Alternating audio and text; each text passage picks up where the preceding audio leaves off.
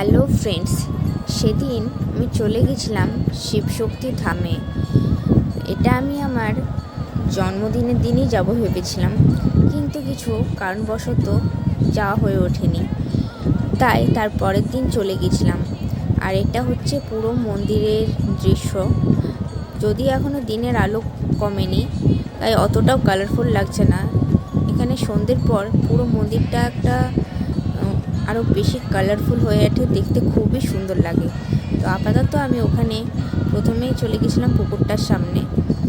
এই পুকুরের মধ্যে অনেক রকমের মাছ ছিল। তোমরা ভিডিওতে কতটা বুঝতে পারছো জানি না, বাট এখানে অনেক রকমের বড় ছোট মাছ ছিল, কালারিং মাছ ছিল। বড় মাছও কালারিং ছিল, ছোট মাছগুলোও কালারিং ছিল, আর কাঁকড়া ছিল। তো ওখানে কয়েকটা ছবি তুলে নিলাম। এটা হচ্ছে মন্দিরের ভেতরের ছবি। আর থাকতে থাকতে সন্ধ্যেও হয়ে গেছিলো। আর এই হচ্ছে শিব, দুর্গা, গণেশ। এটা পুরো শ্বেত পাথরের।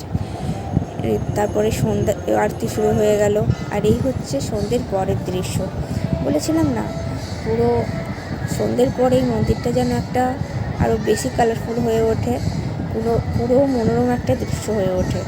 তো আর সন্ধ্যা আরতির পর ওখানে প্রসাদও দেওয়া হচ্ছিলো, খিচুড়ি আর তরকারি। সেটাকে খেয়ে প্রসাদ খাওয়ার পর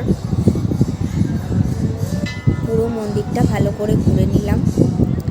আর আজকে সন্ধ্যেটা তো এভাবেই ভালো করে